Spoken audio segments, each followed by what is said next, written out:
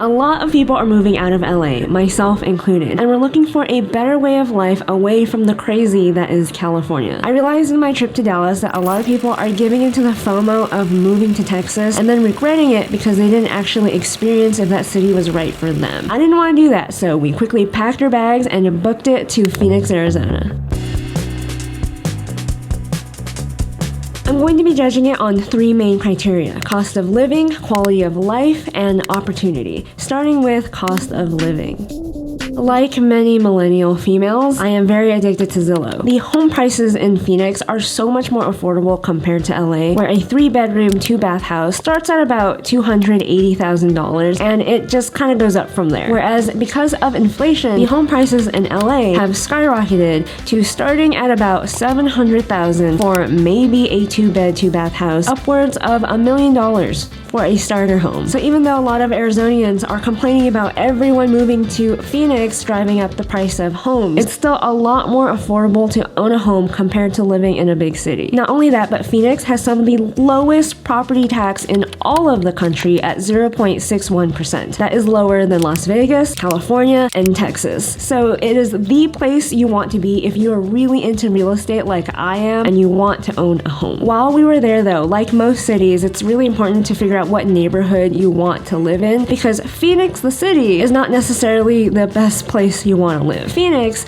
is a very interesting place with a lot of haves and have-nots. In fact, Central Phoenix really reminds me of downtown LA. It's kind of sketch, a lot of tweakers everywhere, and not exactly the place you want to raise your family because, like most cities, there is a lot of crime. And then there's Scottsdale, where a bunch of LA millionaires have picked up and moved to Phoenix, Arizona. No normal person can live there, let's just say that. It kind of reminds me of Beverly Hills meets Laguna Beach. Right next to Scottsdale is basically areas where the homes are really run down, and there seems to be a lot of wealth disparity, which probably causes a lot of tension with the people who live there. This picture of Jeff Bezos basically represents all of Scottsdale. And then there's Tempe, where it seems like it's Phoenix's version of Silicon Valley or LA's El Segundo. It's basically where all the tech companies have moved out of LA into Phoenix and dumped all of their LA transplants. I don't like that area very much because I'm moving out of LA for a reason. I don't like corporatists whose whole personality is basically the next app that they're developing. But then I ended up exploring the Mesa, Chandler, Gilbert area, and I really fell in love with that area. As a native Angelino, it really reminds me of the LA I grew up with. It's really suburban and feels really safe. There's lots of great schools, water, grass everywhere. If you lived in LA, it's pretty similar to places like Irvine and the majority of the San Gabriel Valley. There is a pretty major con to living in Phoenix, and most of the homes have HOAs for whatever reason. I've talked about how much I hate HOAs in my Las Vegas episode, but at least in Phoenix, it is possible to own a home without an HOA. It just takes some hunting. Also, for everyone who's moving there, don't be an LA idiot and pay $500,000 for a home in Phoenix. Phoenix's state income tax starts at 2.59% and it goes up to about 4%. It's not zero like Texas and Las Vegas, but because the property tax is really low, it kind of evens out. It's really good for a lot of Californians who still work in California but want to live out of state because it has reciprocity, which basically means that you can get taxed at Phoenix's state income tax rather than California's really high state income tax because you live in Arizona. So it's perfect for us while Vincent works from home for the animation studios in California to just live in Arizona where it's much cheaper. Food and gas prices are much cheaper compared to LA, but unfortunately they have risen significantly because of inflation. Not as much as California though, so it's still much better. One major con to the cost of living in Arizona is car insurance. Car insurance is going to cost you a lot of money. Everyone needs a car to get anywhere in Arizona. Everything is so spread out, and they're constantly building new freeways, new roads, so you're gonna pay a pretty penny for car insurance. If all the information I've shared so far has really helped you out,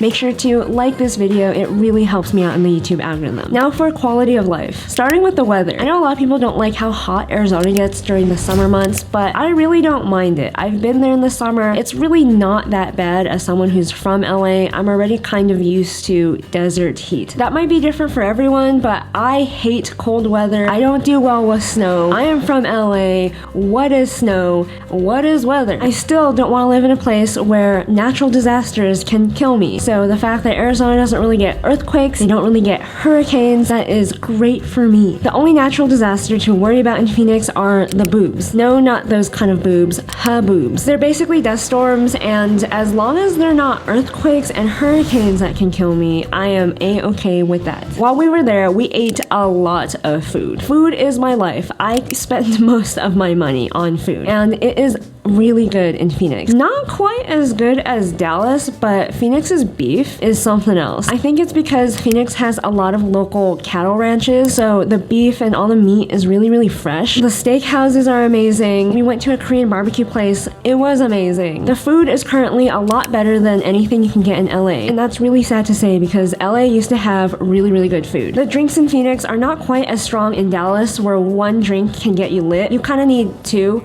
but in LA, you need like 4 or more. Phoenix is also super diverse. There's all types of food there. I didn't miss my boba. I didn't miss my Hawaiian barbecue, Japanese food, ramen. Anything you can think of that is already in LA is also in Phoenix. I have a suspicion that the people complaining about the lack of diversity in Arizona have never actually been to Arizona, or they're lying to you to convince you not to move there. In my opinion, that is a definition of being racist. I also experienced a lot more hospitality here than in Dallas. As a Californian, everyone in Phoenix are so polite and so nice. I feel like an LA asshole every time I have to talk to someone. I already feel like I talk kind of slow, but there I feel like I'm rushing everyone. And for whatever reason in Phoenix, everyone actually does their job, unlike in LA. So it didn't matter if we were in a Target or a restaurant, everyone always asked us how we're doing and if we need anything. It just kind of blew my mind. The people in Phoenix actually do their jobs, unlike Californians whose minds are elsewhere, daydreaming of stardom. We also experienced zero traffic in Phoenix. I don't really know what everyone else is saying when they complain about Phoenix, but compared to LA, a bad traffic day in Phoenix is like a good traffic day in LA. You just have to get used to people driving double the speed limit because the roads are so wide, and it literally takes 20 minutes to get anywhere in Phoenix at least because the distances are really far. It's not like in LA where you just want to get 2 blocks down the road and it takes you 20 minutes because the traffic is awful. While we were there, we had to take advantage of the great outdoors. Arizona has some of the best scenery I have ever laid eyes on. The sky is so blue, it's cyan. The sunsets and sunrises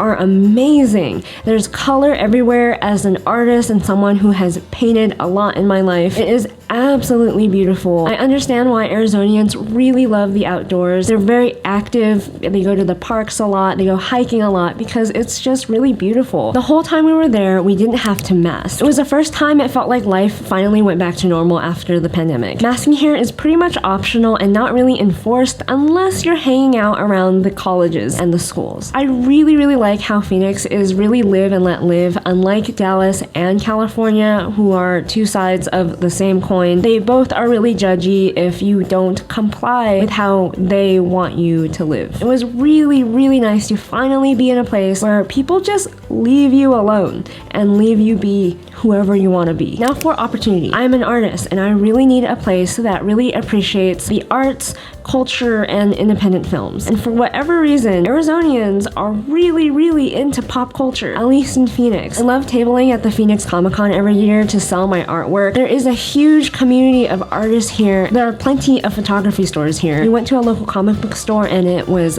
busy. There's the Roosevelt Arts District if you like live music, museums, and the typical art walk type thing. Vincent and I are really into watching independent films, and surprisingly, there's an independent filmmaking community here. We were able to watch Licorice Pizza in Hawkins Theater, one of the craziest theaters I've ever been in. As much as people want to shit on LA transplants like me, there is one thing us Californians are really, really, really good at doing. We have a tendency to be really creative people, so it means we bring culture and we bring commerce to everywhere we go. Unfortunately, cool murals are the first sign that a place is about to become gentrified. At the same time, it's not something I have any control all over. Everyone else has their family and sports that makes them feel like they belong to whatever community. I need my independent cinema, I need my artsy culture. That's the only thing that I have that makes me feel like I belong. Seeing how much people love the arts here made me feel like this place is kind of ripe for Hollywood to have a little startup here. On New Year's Eve, we stumbled into a really cute 50s diner drunk off of Mai Tais, wanting to just get sober off of milkshakes. I completely accidentally discovered that this was home to Bill Keane. He is a fantastic comic artist who is responsible for creating the Family Circus, and he's Glen Keane's dad. His work was on the menus and all along the walls. I realized that artists moving to Arizona has always kind of been a thing. There's something about Arizona that really attracts us. Maybe it's the weather, the scenery, the people. This place is just a really nice place for artists. And as for other opportunities, there are plenty of businesses coming and moving to Tempe. A lot of tech startups, whatever business you can think of, they're moving out of LA into Phoenix. So, do I want to move to Phoenix, Arizona? Yes, but specifically to the Mesa area where my congressman really seems to understand me. This is an anime. It is Shingeki no Kyojin. Highly popular, stylized, intended to demonstrate the alienation people feel, particularly young people, in their cultures. Moving to Arizona is going to allow me to save a lot of money while still having the quality of life that I really love about LA, especially as an artist and a creative. But for the sake of all my Arizonians out there, I totally don't want to move to Arizona because it's so awful.